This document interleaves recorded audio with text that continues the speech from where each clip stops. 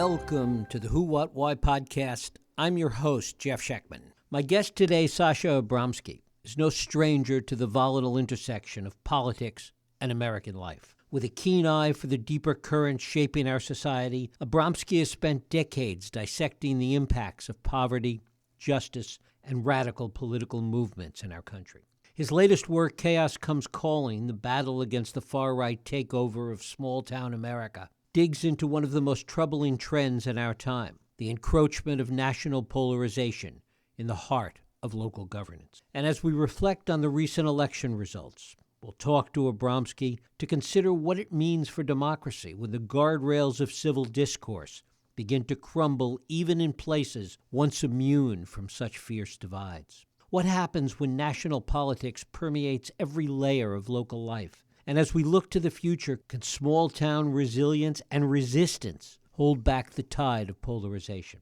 Sasah Abramsky is a veteran political journalist with work spanning some of the most pressing issues of America. Today he joins us to share his perspective on the growing fault lines in American democracy. It is my pleasure to welcome Sasah Abramsky here to the Who, What, Why podcast. Sasah, thanks so much for joining us. Good to be on. How are you? Good. Well, thanks so much for doing this today. We appreciate it. In your latest book, Chaos Comes Calling, you write a lot about how political polarization, and particularly efforts by the right, take over small towns and what the consequences are.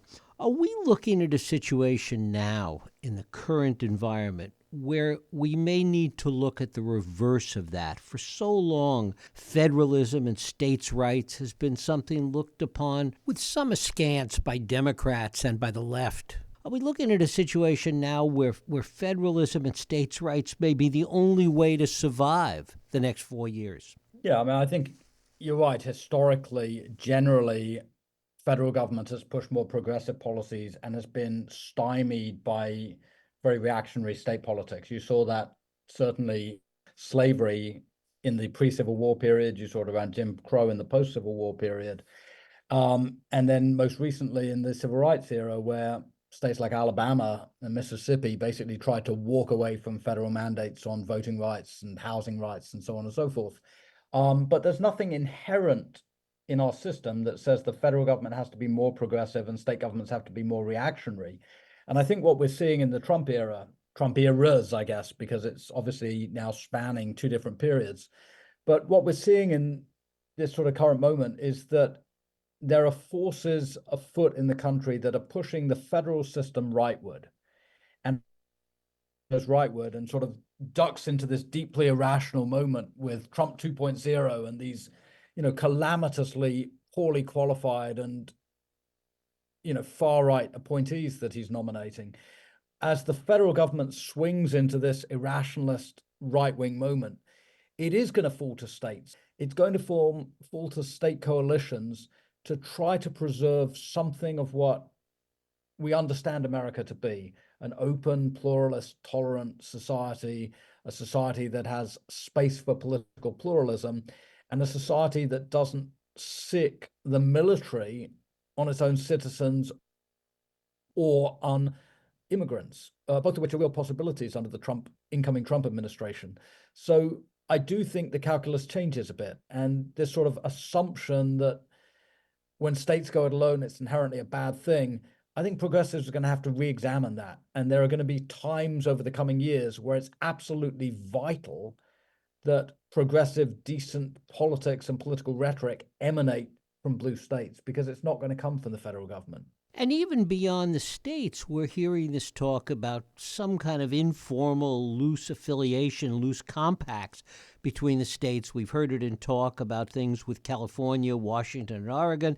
And then we start seeing it in the Midwest with conversations that have been taking place between Pritzker and Polis in Illinois and Colorado and other Midwestern blue states getting into this. That's right. The Pritzker and Polis's organization that they set up last week is basically a loose coalition of governors designed to try and sort of protect the mantle of what we understand American democracy to be.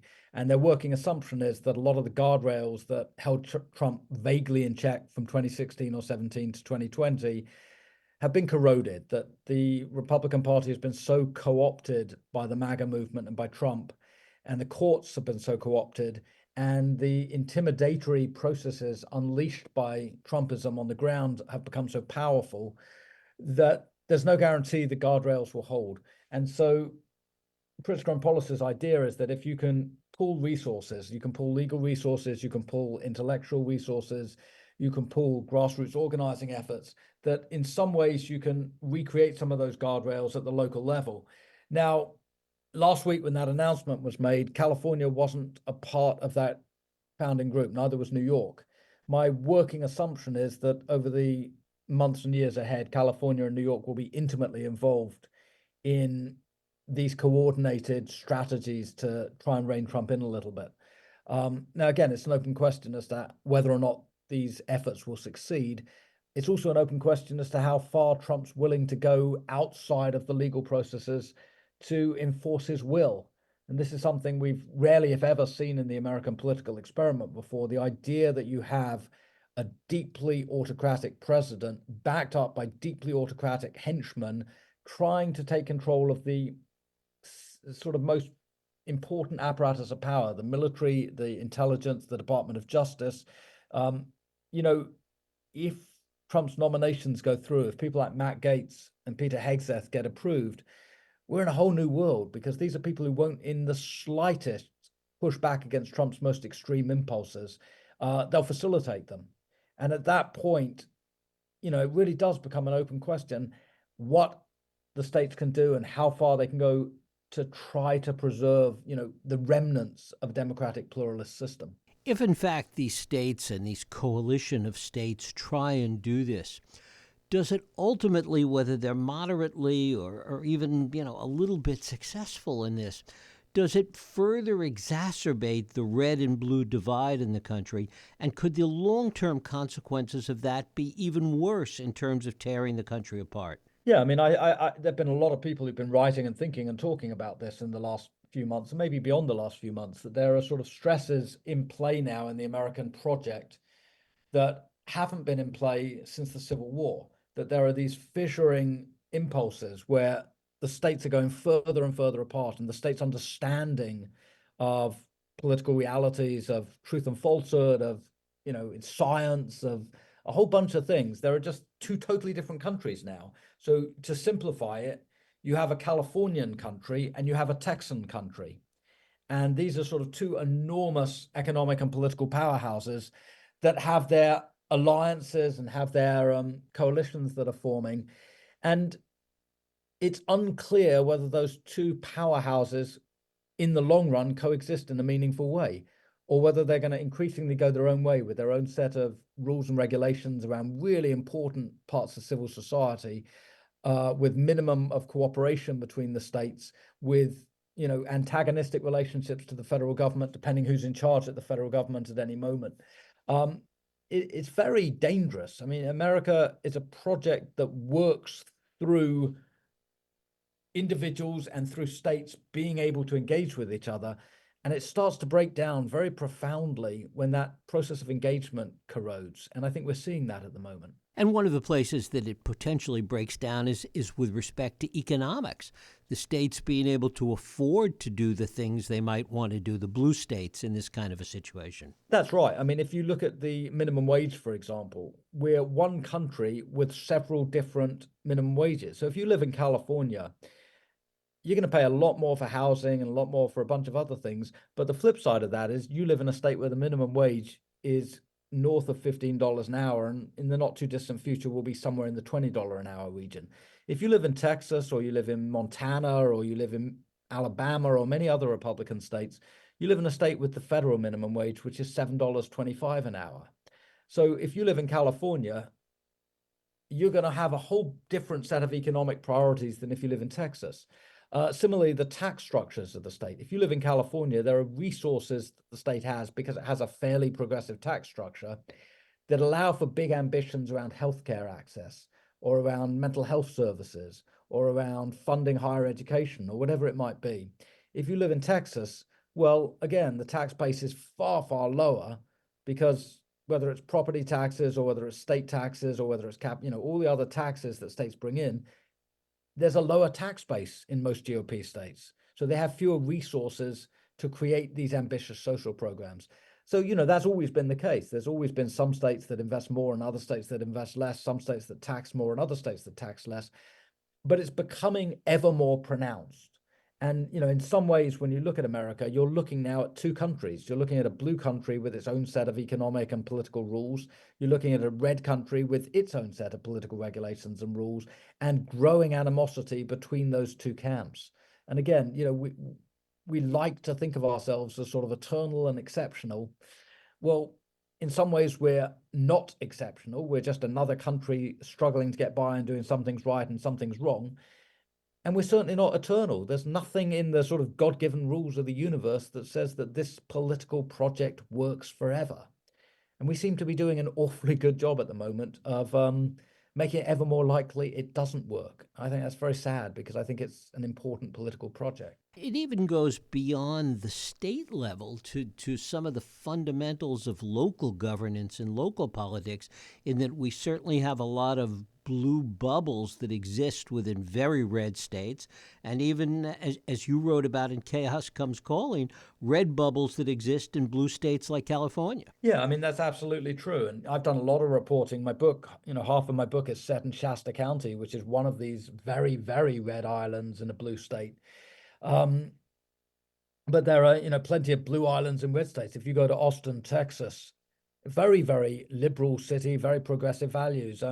Even Houston, which not too many years ago was quite conservative, Houston's now governed by very progressive Democratic political leadership.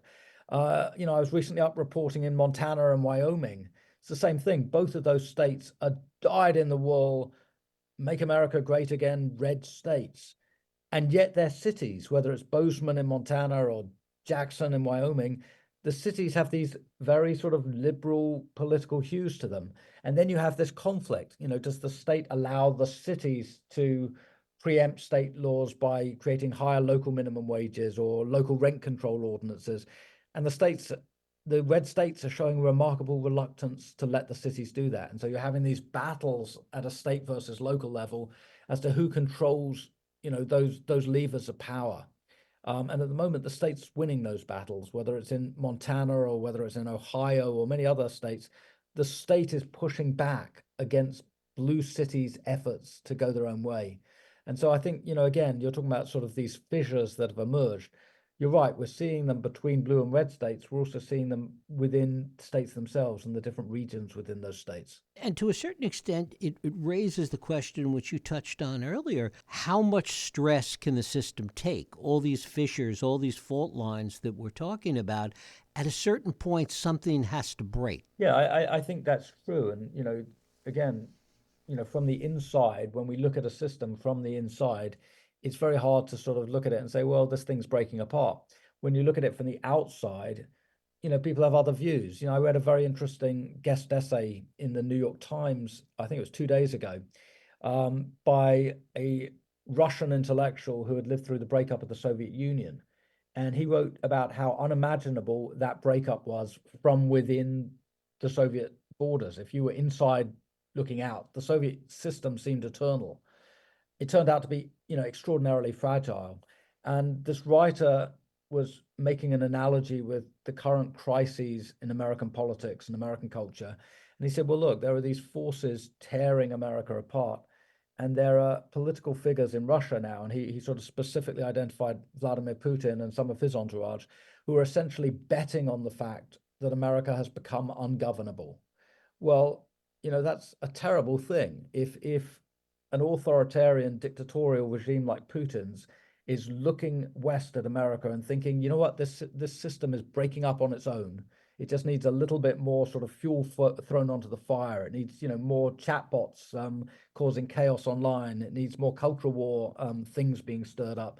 And then the system breaks. If you have authoritarians looking to America and thinking the system is that fragile, again, that, it's a terrible thing, because if America does become ungovernable, that's going to have global consequences. That's going to ricochet all around the world in ways we can't even begin to imagine at the moment.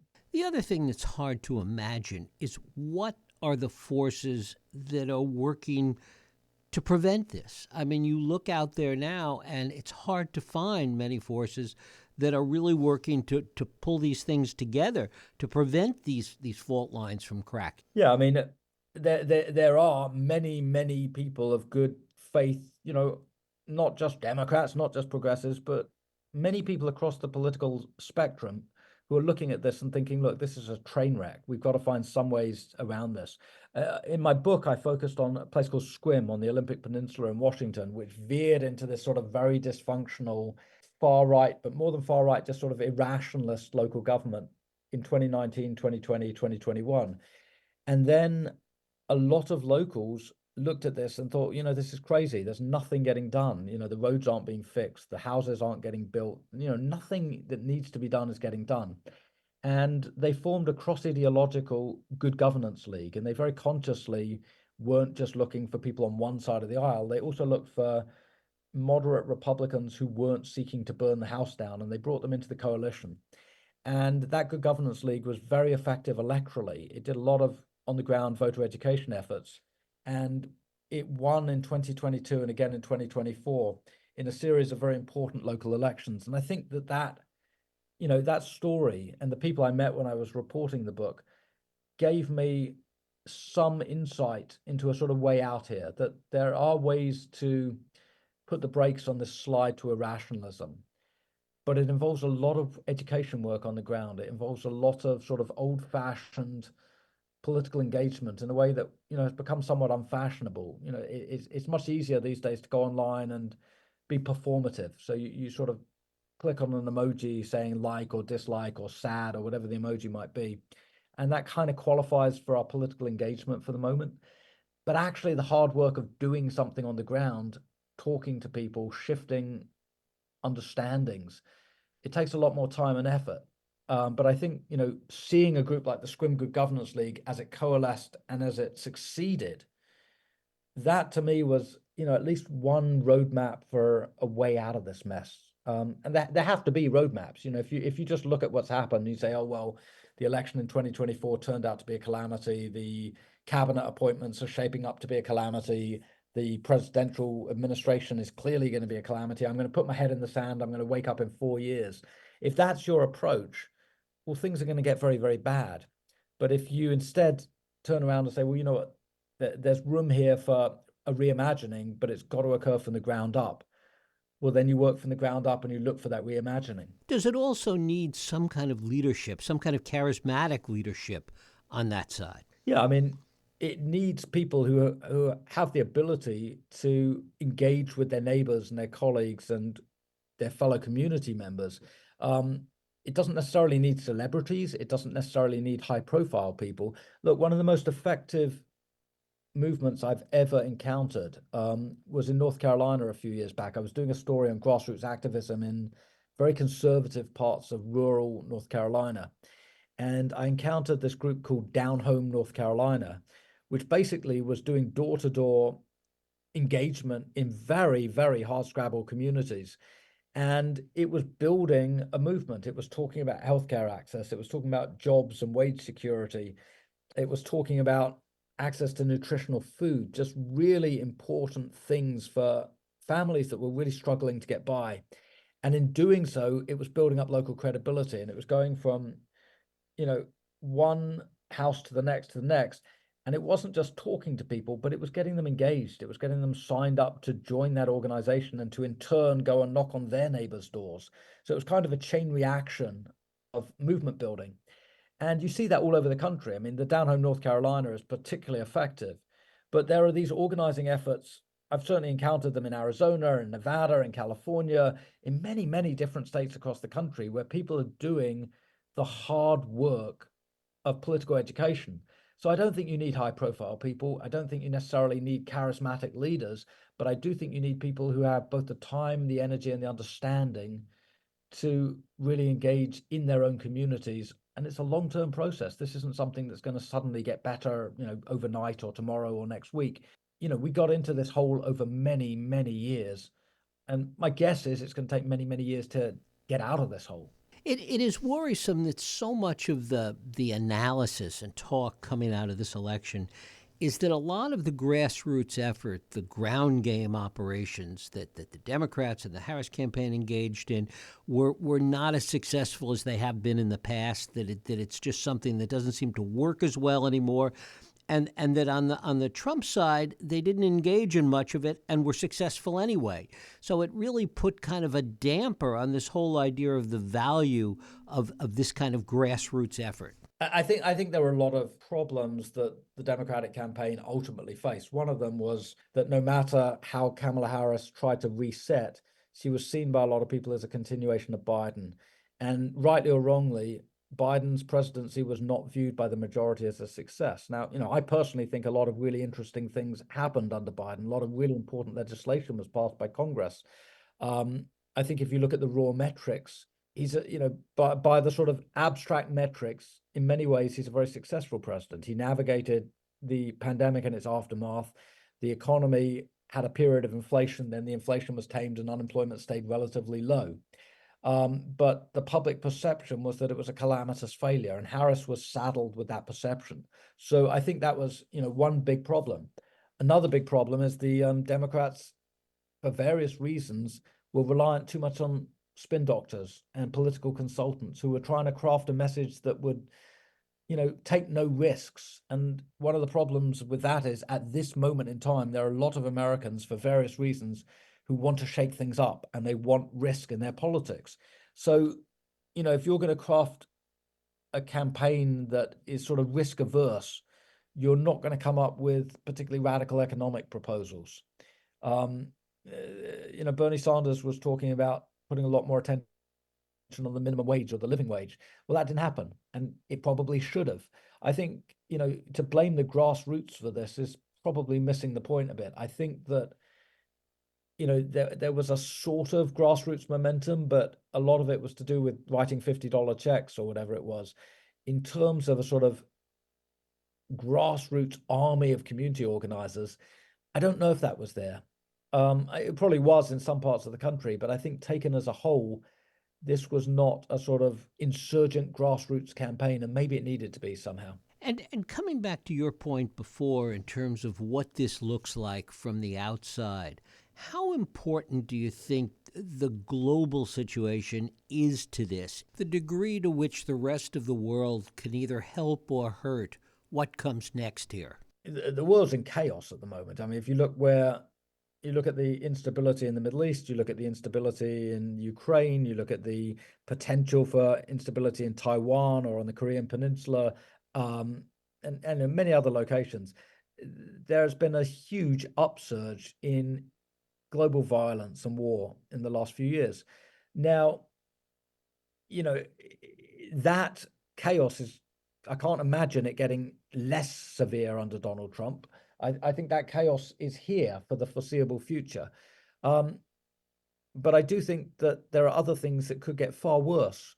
The idea of sort of ricocheting trade wars, which is the consequence of the kind of tariff program that Trump's talking about.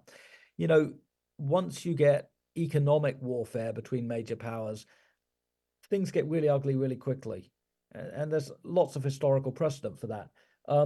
The idea that the world is just going to sit by and passively take punitive tariffs from Trump or passively take demands from Trump to remilitarize, which is what he did in 2016 to 2020, or demands from Trump to abandon climate change policies and revert to a sort of drill baby drill policy. The idea that we can dictate those kind of changes to the world and not get some kind of pushback, I think is unrealistic. So I think it's very likely that Trump's presidency will presage even more chaos and even more dislocation. But you ask what the world can do to help America in this moment. Look, we routinely send election observers to other countries. We routinely monitor whether or not there's political violence in other countries. We routinely monitor whether or not there's media freedom in other countries. Well, if we have an authoritarian government that starts clamping down on the media, and I don't know if they will or not, but the signs aren't so good. If we have an authoritarian government that starts doing political persecution of its enemies, and again, don't know if they will, but there's a lot of indication that they'd like to go down that road. Well, at that point, the rest of the world will have something of an obligation to monitor the state of our civil society in the way that we monitor other civil societies. So I think that that's a possibility, that we may end up with, however unthinkable it is now, we may end up with other democracies writing reports on the shambolic state of our human rights and so on and so forth. I think it was Eisenhower that said first that sometimes the solution to an absolutely intractable problem was to create a bigger problem. Maybe it is only on a global stage that we'll begin to see how bad our problems are here. Yeah, I mean, that's entirely possible. And I have journalism students, and I always say to them, don't just read American newspapers or look at American online journals. Look at how the rest of the world sees us. Read reports from news organizations from other countries, because I think it opens eyes. I think, when you don't just look at yourself from within your own borders, but you step outside and see how other people look at you, it's something of an eye-opener, and it helps you understand the world in a more complicated, more nuanced way. Sasah Abramsky, his latest book is Chaos Comes Calling, The Battle Against the Far-Right Takeover of Small-Town America. Sasha, I thank you so much for spending time with us. Hey, it was a pleasure. I look forward to doing it again. Thank you. And thank you for listening and joining us here on the Who, What, Why podcast. I hope you join us next week for another Who, What, Why podcast. I'm Jeff Sheckman. If you like this podcast, please feel free to share and help others find it by rating and reviewing it on iTunes. You can also support this podcast and all the work we do by going to whowhatwhy.org/donate.